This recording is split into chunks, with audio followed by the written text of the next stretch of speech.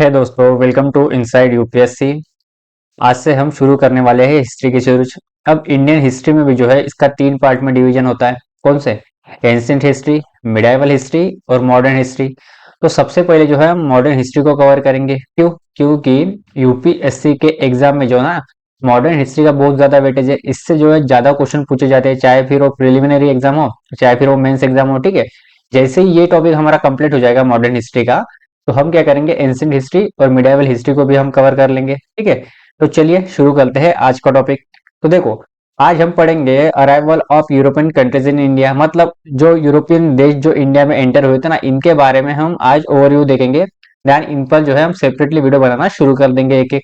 तो देखो, भारत में सबसे पहले प्रवेश करने वाली कंपनी कौन थी? पुर्तगीज थी, मतलब पुर्तगाली थे। देन ये जो है भारत में कब एंटर होते हैं? 1498 में जो है वास्को डिगामा इंडिया के केरल में जो है कालीकट के तट पर पहुंच जाता है। बट होता क्या है, ये इंडिया से वापस कब जाते हैं पता है आपको?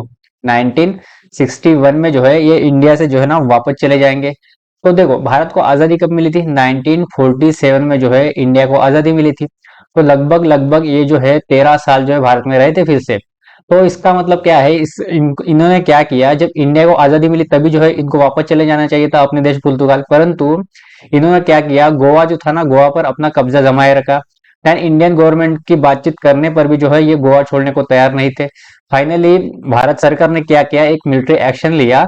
और मिलिट्री एक्शन लेने के बाद जो है गोवा को अपने कंट्रोल में लिया। देन ये जो है 1961 में जो है पुर्तगाली अपने देश वापस चले गए। तो देखो, यहाँ पर एक फैक्ट याद रखना कि भारत में सबसे पहले प्रवेश करने वाली कंपनी कौन सी थी? पुर्तगीज थी।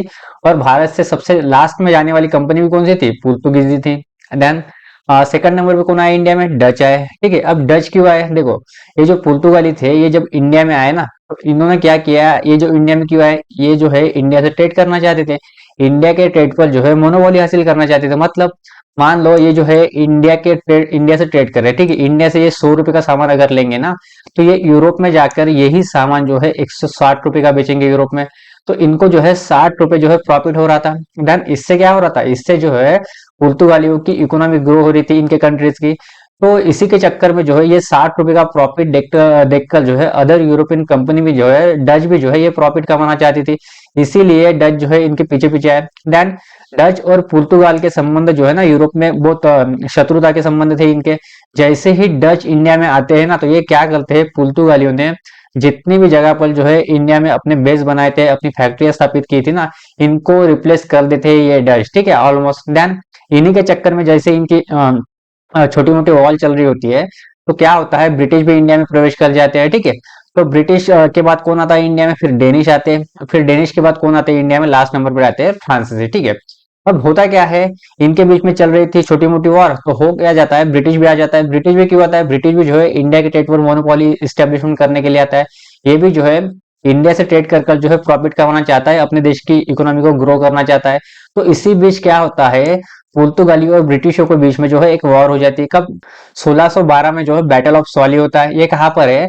सूरत सिटी के पास में है। अभी ये गुजरात में आता है।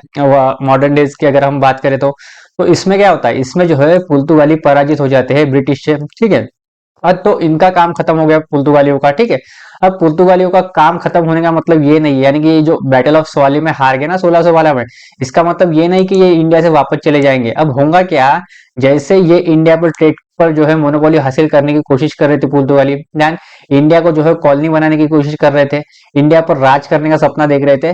अब इन्होंने बोला कि देखो भाई ब्रिटिश, हम जो है आपसे वॉर की, हम आपसे जो है वॉर हार चुके हैं, तो हम क्या करेंगे, अभी जो है इंडिया पर राज करने का सपना नहीं देखेंगे, इंडिया को कॉलोनी बनाने का सपना नहीं देखेंगे, इंडिया की पॉलिटिकल पावर हासिल करने का सपना हम नहीं देखेंगे। आपको जो करना है करो, हम क्या करेंगे, सिर्फ इंडिया में जो है अभी ट्रेड करेंगे। मतलब ये जो 1612 के बाद जो है ना इंडिया में अभी भी बने रहेंगे, परंतु ये इंडिया में चुपचाप ट्रेड करेंगे, इसके अतिरिक्त तो ये कुछ नहीं करेंगे। ठीक है, अब जैसे ही पुर्तगीज पराजित हो जाते हैं ब्रिटिश से, अब इनको चुनौती देने के लिए कौन बचा? डच बचा। अब फाइनली वॉर किसके बीच में होंगी? डच और ब्रिटिशों के बीच में होंगी। कब होती है ये वॉर होती है 1759 में बैटल ऑफ बैद्रा होता है। ठीक है, अब इस वॉर में भी क्या होते हैं ना, ब्रिटिश विजयी हो जाते हैं फिर से, मतलब डच की हार हो जाती है, डच जो है पराजित हो जाते हैं। तो इसके इससे क्या होता है, इन दोनों की चुनौती जो है समाप्त होगी, मतलब डच से भी चुनौती समाप्त होगी और पुर्तगाल से भी चुनौती समाप्त होगी ब्रिटिश के लिए। अब ब्रिटिश ने बोला कि देख, अब डेनिश बचा था, अब इनको जो है डेन को बोला कि भाई देख, मैंने जो है पुर्तगीज को भी पराजित कर दिया है, डच को भी पराजित कर दिया है, अब आपको क्या करना है आप सोचो। तो इन्होंने बोला कि देखो भाई, हम जो है इंडिया से ट्रेड करने के लिए आए ही नहीं है, हम जो है मिशनरी के रूप में आए हैं, हम जो है इंडिया में ईसाई धर्म का प्रचार करने के लिए आए हैं, हमारी मुख्य गतिविधि यही है। तो अगर आपको बुरा लगा हो तो आपको जो है हमसे वॉर करने की जरूरत नहीं है। हम क्या करेंगे, इंडिया में जितनी भी हमने बस्ती स्थापित की, फैक्ट्री स्थापित की, ये सब जो है इनको बेचकर, मतलब ब्रिटिशों को बेचकर जो है फाइनली ये भी जो है इंडिया से वापस चले जाते हैं, ठीक है।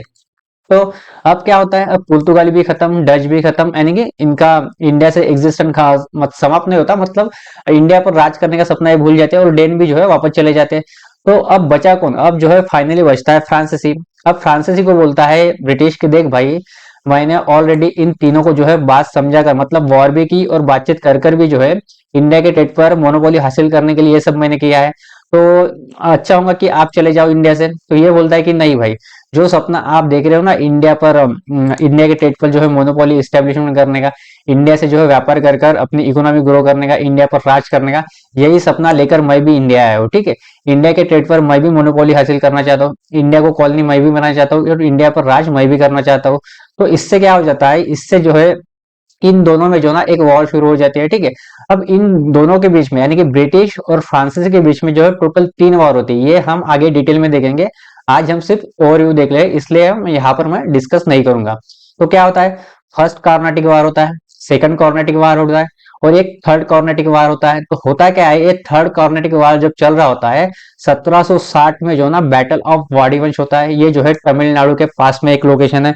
तो इसमें क्या होता है, इसमें जो है फाइनली जो है फ्रांसीसी पराजित हो जाते हैं। तो इससे क्या हुआ, इससे जो है इन सब ब्रिटिश ने क्या किया, इन सबको पराजित कर कर, मतलब पुर्तगालियों को, डच को, डेनिश को और फ्रांसीसी को पराजित कर इसने क्या किया, इंडिया के ट्रेड पर जो है मोनोपोली हासिल की। देन अब ये क्या करेंगे, पहले तो इंडिया के ट्रेड पर मोनोपोली हासिल करेंगे, फिर जो है एक एक इंडिया का एरिया जितना शुरू करेंगे। देन जो है इंडिया की पॉलिटिकल पावर हासिल करेंगे, देन इकोनॉमिकल पावर हासिल करेंगे। इसके बाद क्या करेंगे, ये इंडिया को कॉलोनी बनाएंगे, देन जो है ये इंडिया पर राज करना शुरू करेंगे। अगर आपको ये ओवरव्यू समझ में आया होगा तो आगे हमको लेक्चर समझने में दिक्कत नहीं जाएंगे। आई होप आपके डाउट ये क्लियर हो चुके होंगे। देन अब हम बात करते हैं, ये जो विदेशी कंपनियां इंडिया में आई थी ना, तो इनके कुछ नाम थे। तो देखो, इनके ओरिजिनल नाम क्या था पुर्तगाल कंपनी का, Estado India, then British East India. ये जो है नाम है, थोड़ी से प्रोनाउंसिएशन में नहीं ले सकता, आप स्क्रीनशॉट लेकर ये पढ़ सकते हो, ठीक है। ये एग्जाम में नहीं पूछे जाएंगे, फिर भी मैंने आपके इंफॉर्मेशन के लिए डाल दिया है। अब हम देख लेते हैं ये दोनों, ठीक है, इन दोनों में क्या डिफरेंस है। इन दोनों में छोटा सा एक डिफरेंस है, ठीक है। अब ये क्या है, ये जो है year of establishment of foreign companies है। अब ये जो फॉरेन कंपनीज इस्टेब्लिशमेंट हुई, ये कहाँ पे हुई, ये इनके देश में ही हुई। देन ये क्या है, ये जो है भारत में आने का क्रम है। अब आप इसमें जो है कंफ्यूजन हो रहे होंगे, तो आपका कंफ्यूजन जो है मैं दूर कर लेता हूँ। कैसे, देखो, इसमें आपको कंफ्यूज नहीं होना है। क्यों, मान लो आपका जन्मदिन है, ठीक है, आपके जन्मदिन पर जो है आपने इन 5 लोगों को बुलाया, तो आप ऐसे थोड़ी ना बोल सकते हो कि भाई इस टाइम पर आओ, यानी कि इस डेट को ही आओ, ठीक है। तो ये क्या करेंगे, जैसे ही आपका जन्मदिन है, आपने घर पे पार्टी रखी, तो आपके जन्मदिन पर सबसे पहले कौन आया, पुर्तगाली भाई साहब सबसे पहले आया, सबसे पहले आपको विश किया। देन सेकंड नंबर पर कौन आया, डच आए। देन थर्ड नंबर पर आपके घर में कौन आया, ब्रिटिश आया। देन फोर्थ नंबर पर डेनिश भाई साहब आया और लास्ट में जो है फ्रांसीसी आया और आपको विश किया। तो ये जो है मैं आपको एग्जाम्पल दे रहा हूँ समझाने के लिए, मतलब ये जो है इनका इंडिया में आने का क्रम था। परंतु ये जो फॉरेन कंपनीज इस्टेब्लिशमेंट ईयर था, ये क्या होता है, देखो, अब मान लो यूएस की एप्पल, एप्पल की कंपनी है, चाइना की वीवो कंपनी है, सैमसंग की कंपनी है। अब एप्पल की यूएसए की जो कंपनी है, ये पहले क्या करेंगे, ये पहले जो है यूएसए में एक कंपनी को रजिस्टर करेंगे। देन ये जो है सबसे पहले कहाँ पर ट्रेड करेंगे, ये सबसे पहले अपना ट्रेड जो है यूएसए में करेंगे। तो यूएसए में इनका इस्टेब्लिशमेंट अलग होगा। देन अगर इनको इंडिया से ट्रेड करना है, तो ये क्या करेंगे, यूएसए की गवर्नमेंट से जो है परमिशन लेंगे, देन जाकर इंडिया में आएंगे।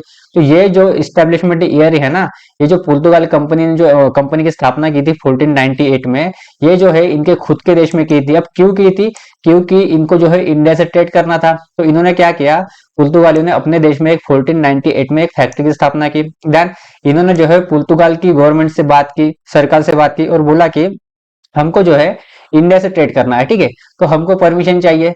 फिर पुर्तगाल की गवर्नमेंट ने, पुर्तगाल की सरकार क्या क्या करेंगी, इस पुर्तगाली कंपनी को जो है इंडिया से ट्रेड करने के लिए परमिशन देंगे, फिर जाकर क्या करेंगे, ये इंडिया में आएंगे। तो ये बताने की मैं यहाँ पर कोशिश कर रहा हूँ, ठीक है। पहले क्या किया पुर्तगाली ने, 1498 में इनके खुद के देश में एक कंपनी बनाई। देन ये जो है इंडिया में आए। देन ब्रिटिशों ने भी जो है पहले कंपनी बनाई खुद के देश में, देन क्या किया, ये इंडिया में आए। परंतु डच भाई साहब ने यहाँ पे काम खराब कर दिया, ठीक है, नहीं तो ये दोनों सीक्वेंस सेम होते हैं। डचों ने क्या किया, अपने देश में फैक्ट्री स्थापित करने से पहले ही जो है इंडिया में चले आए, मतलब इंडिया में आ गए, देन इंडिया से वापस जाने के बाद जो है इन्होंने फैक्ट्री की स्थापना की। इसीलिए जो है यहाँ पर गड़बड़ हो गई, ठीक है। तो डच ने क्या किया, सबसे पहले इंडिया में आए, फैक्ट्री स्थापित करने के पहले इंडिया आए। देन जो है इंडिया से बाद जाने के बाद जो है 1602 में जो है इन्होंने अपनी फैक्ट्री की स्थापना की। देन डेनिश ने कब की खुद के देश में, 1616 में की।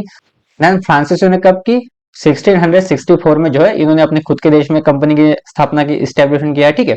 अब ये क्या है, ये इनके खुद के देश का ये है, ठीक है। अब क्या करेंगे, ये जो है सब यानी कि सभी देश, ये पांच के पांच ही देश जो है अपने गवर्नमेंट से जो है परमिशन लेंगे इंडिया से ट्रेड करने के लिए। देन ये क्या करेंगे, इंडिया में भी आएंगे। तो इंडिया से क्या करना पड़ेगा, इंडिया में जब ये आएंगे ना, इंडिया में जिसका भी रूल होगा, जैसे नॉर्थ इंडिया में मुगल एम्पायर का रूल होता है, देन साउथ इंडिया में जो दक्षिण भारत में जो है छोटे मोटे राजा रूल कर रहे होते हैं, तो इनसे जो है इनको जो है इनसे भी परमिशन लेनी पड़ेगी इंडिया में ट्रेड करने के लिए। तो देखो अब क्या होता है, ये जो है खुद के देश में फैक्ट्री स्थापित करने के बाद इंडिया में आ चुके हैं। अब इंडिया में क्या करेंगे, ये यहाँ के शासक से बात करेंगे, जैसे कि आज के समय में अगर चाइना की कोई कंपनी आई, यूएसए की कोई कंपनी आई, तो ये क्या करती है, भारत सरकार से बातचीत करती है।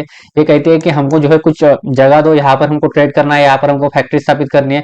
वैसे ही जब पुर्तगाली इंडिया में आए ना, तो इन्होंने क्या किया, कालीकट के जो राजा थे ना, इनसे परमिशन ली और यहाँ पर जो है पहली पुर्तगाली फैक्ट्री की स्थापना की कालीकट में। कब की, 1500 में की। देन सेकंड फैक्ट्री की स्थापना कहाँ पर की, इंडिया में इन्होंने कोचिन में की, 1501 में की, ठीक है।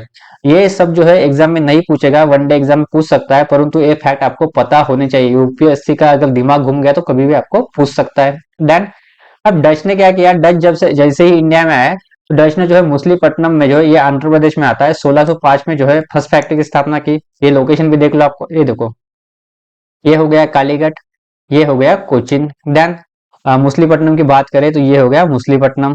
अब अगर हम ब्रिटिश की बात करें तो इन्होंने जो है फर्स्ट फैक्ट्री की स्थापना कहाँ पर की थी, मुसलीपट्टनम में की थी, आंध्र प्रदेश में। ये मुसलीपट्टनम है, ऑलरेडी आपको दिखा चुका हूँ, ये है मुसलीपट्टनम, ठीक है। तो होता क्या है, फर्स्ट फैक्ट्री की स्थापना ब्रिटिश कहाँ पर करते हैं, इंडिया में, मुसलीपट्टनम आंध्र प्रदेश में करते हैं 1611 में। देन सेकंड फैक्ट्री की स्थापना ये कहाँ पर करते हैं, सूरत में करते हैं, ये जो गुजरात में है, मुगल एम्पायर के अंदर में जो है 1612 में करते हैं, ठीक है। अगर आपको पूछे कि ब्रिटिश की फर्स्ट फैक्ट्री की स्थापना कहाँ पे हुई थी इंडिया में, तो आपको बताना है मुसलीपट्टनम। देन अगर आपको पूछे कि नॉर्थ इंडिया में फर्स्ट ब्रिटिश फैक्ट्री की स्थापना कहाँ पर हुई थी, तो आपको बताना कि मुगल एम्पायर के अंदर में सूरत में हुई थी। अगर आपको पूछे कि साउथ इंडिया में इनकी फर्स्ट फैक्ट्री की स्थापना कहाँ पर हुई थी, आपको बताना है मुसलीपट्टनम। अब देखो यहाँ पर होता क्या है, जब ब्रिटिश इंडिया में आते हैं ना, तो ये जो है फैक्ट्री स्थापित करने का पहला प्रयास कहाँ पर करते हैं, सूरत में करते हैं। परंतु ये जब इंडिया में आते हैं तब होता क्या है, पुर्तगालियों का बहुत ज्यादा प्रभाव इंडिया में होता है। तो इससे क्या होता है, मुगल सम्राट जो है इनको जो है परमिशन नहीं देता, क्योंकि ये जो है पुर्तगाली विरोध करते हैं और कहते हैं कि सूरत में इनको फैक्ट्री स्थापित करने की परमिशन मत दो।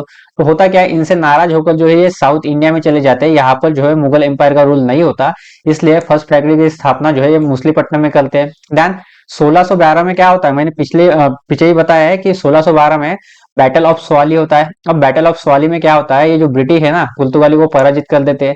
तो इससे क्या होता है, जो मुगल सम्राट हो ना, वो खुश हो जाता है, प्रभावित हो जाता है ब्रिटिशों से, और कहता है कि देखो भाई, अब जो है आप मुगल एम्पायर के अंदर में सूरत में जो आप फैक्ट्री स्थापित करना चाहते थे ना, तो अभी आप कर सकते हो। 1612 में फाइनली जाकर ये जो है सूरत में सेकंड फैक्ट्री की स्थापना कर देते हैं इंडिया में। तो आई होप ये भी डाउट आपका क्लियर हो चुका होगा। देन डेनिश कहाँ पर करते हैं, त्रिक्कोबार तमिलनाडु में करते हैं 1620 में। अब ये कहाँ पर है, ये देख लो, ये देखो, ये है त्रिक्कोबार।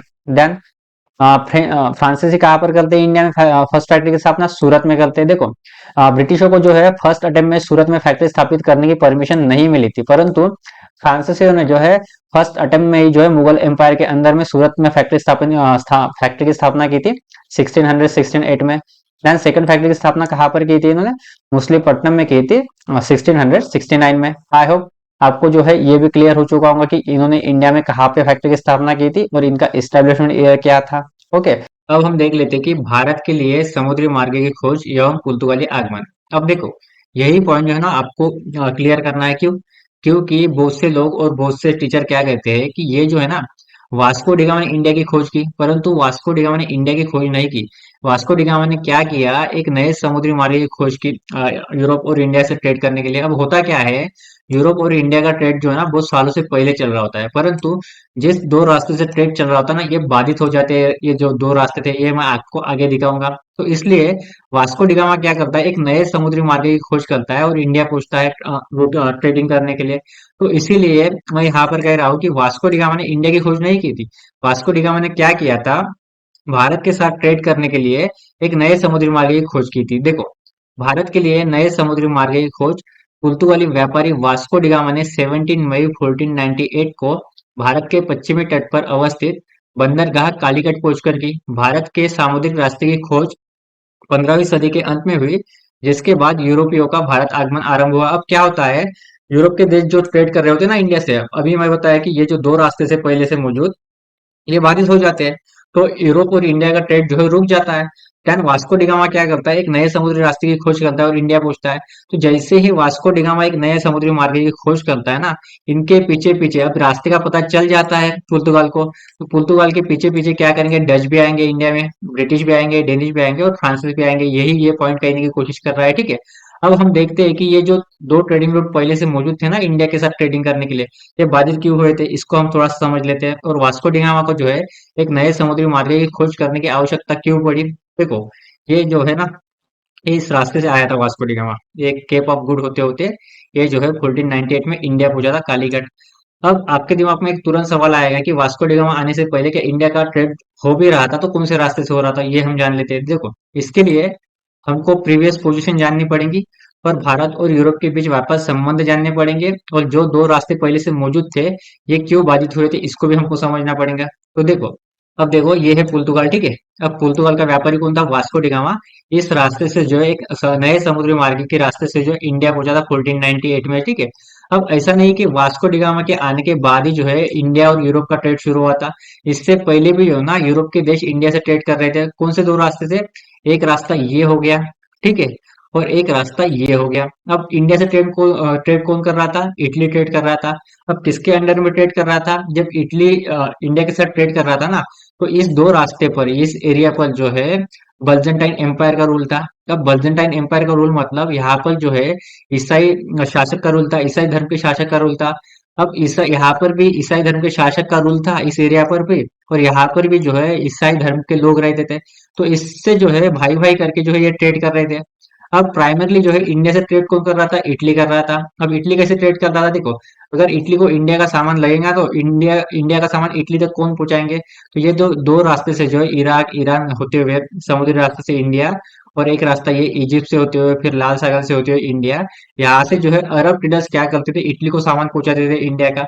और अरब ट्रेडर्स क्या करते थे, बल्जेंटाइन एम्पायर को भी टैक्स देते थे और इटली को थोड़ा सा ज्यादा सा कीमत में सामान बेचते थे इंडिया का। मान लो इंडिया से 100 रुपए का सामान लेंगे ये, और पहुंचाते पहुंचाते फिर इनको कुछ टैक्स देंगे बल्जेंटाइन एम्पायर के ईसाई धर्म के शासक को, एंड इटली को बेचेंगे ये 120 का। इटली क्या करेगा, इटली जो है साउथ ईस्ट एशिया का सामान या इंडिया का सामान पूरे यूरोप को बेचेगा। मतलब पुर्तगाल को भी इटली बेचेगा, स्पेन को भी इटली बेचेगा, और ये फ्रांस को भी जो है इटली देशी सामान बेचेगा। मतलब यूरोप में जो है साउथ ईस्ट एशिया का या इंडिया का सामान कौन बेच रहा था, इटली बेच रहा था। अब इससे क्या हो रहा था, इटली की इकोनॉमी बहुत ज्यादा ग्रो हो रही थी, ये इटली को इससे बहुत ज्यादा प्रॉफिट हो रहा था, ठीक है। तो इससे क्या हो रहा था, इससे जो है बाकी देश इटली से जलने लगे, क्योंकि ये इनकी डिपेंडेंसी जो है इटली पर बनी थी, और ये जो है अपनी डिपेंडेंसी इटली पर कम करना चाहते थे, ठीक है। तो इसी के बीच में क्या होता है, ये ट्रेड चेन रोड जो है चल रही थी अच्छी खासी 1453 तक। परंतु होता क्या है, बल्जेंटाइन एम्पायर, यहाँ पर जो बल्जेंटाइन एम्पायर का रूल था ना, तो यहाँ बल्जेंटाइन एम्पायर और ऑटोमन एम्पायर के बीच में जो है ना लगभग लगभग 200 सालों से एक धर्म युद्ध चल रहा होता है इस जगह पर रूल करने के लिए। अब होता क्या है, 1453 में जो है ना ऑटोमन एम्पायर जो है बल्जेंटाइन एम्पायर को जो है पराजित कर देता है, और इस एरिया पर जो है अब किसका कब्जा हो गया, ऑटोमन एम्पायर का कब्जा हो गया 1453 के बाद। अब होता क्या है, पहले जो बल्जेंटाइन एम्पायर का रूल था इस एरिया पर, ये क्या था, ये जो है ईसाई धर्म का शासक था और यहाँ पर भी ईसाई लोग रहते थे। परंतु ऑटोमन एम्पायर जैसे ही ईसाई धर्म के शासक यानी कि बल्जेंटाइन एम्पायर को हरा देता है ना, तो यहाँ पर जो है ऑटोमन एम्पायर का शासक मतलब मुस्लिम शासक था तुर्की का। अब यहाँ पर इक्वेशन चेंज हो गया। अब मतलब यहाँ पर जो है 1453 के बाद जो है ऑटोमन एम्पायर के अंडर में ये एरिया आ गया, मतलब मुस्लिम शासक के अंडर में ये एरिया आ गया। तो अब क्या हो गया, इक्वेशन बदल गया, मतलब यहाँ पर अब ईसाई लोग और यहाँ पर जो है अभी मुस्लिम रूल का शासक रूल कर रहा था।